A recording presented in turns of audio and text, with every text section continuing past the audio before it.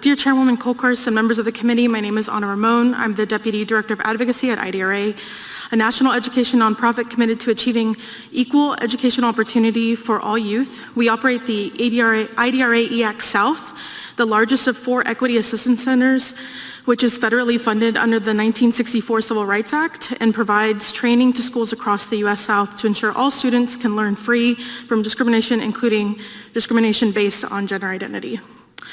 Students in LGBTQ communities experience exclusion, harassment, and bullying in schools at rates higher than their peers due to their gender identity and sexual orientation.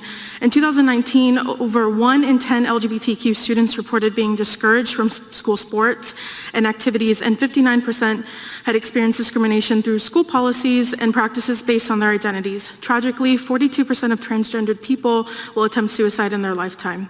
Discriminatory legislation like SB 3 discourages teachers and school staff from creating safe and welcoming places for their trans students and from incorporating best practices, such as using a student-desired pronouns to acknowledge them and who they are. Discriminatory policies and practices in schools create unsafe, hostile learning environments for all students that hurt students' ability to learn, thrive, and grow in their education.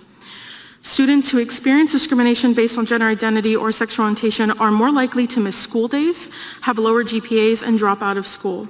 In Texas, gender-based harassment led 11% of transgender and gender nonconforming students to drop out of their school or university. This is based on National Transgender Survey of 2010. This bill could harm and would harm students' academic achievement.